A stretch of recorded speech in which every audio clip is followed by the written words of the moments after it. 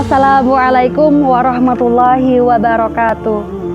Alhamdulillahilladzi an'amana wa bi ni'matil iman wal islam wa nusolli wa nusallimu alal khairil anam sayyidina wa maulana Muhammad wa ala alihi wa sahbihi ajma'in, amma ba'du.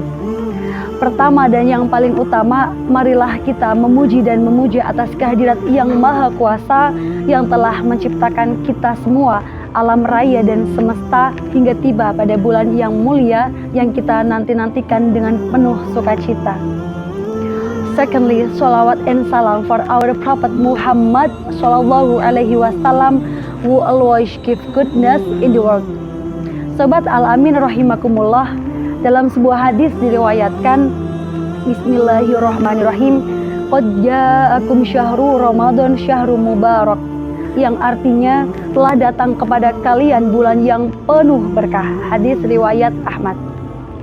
Kehadiran bulan Ramadan di Indonesia oleh umat Islam tidak melulu disambut sebagai bulan untuk memperbanyak ritual keagamaan saja loh, melainkan kehadiran bulan Ramadan ini merupakan salah satu momentum untuk kita agar lebih memperbaiki dan memperdalam ilmu-ilmu pengetahuan, khususnya ilmu keagamaan.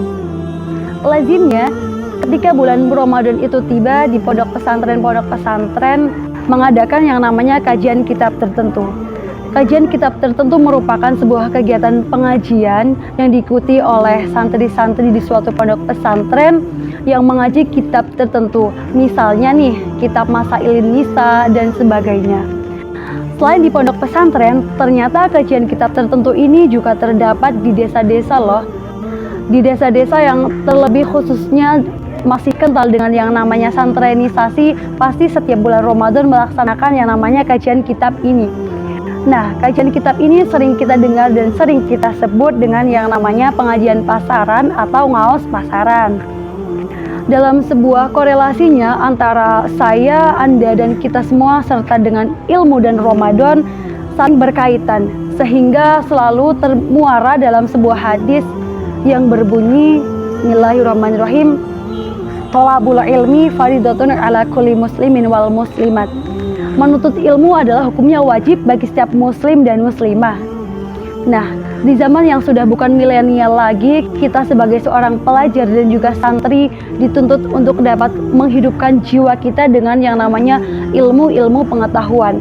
Terlebih adalah ilmu keagamaan. Cara memuliakan dan menghormati bulan Ramadan memang sangatlah banyak.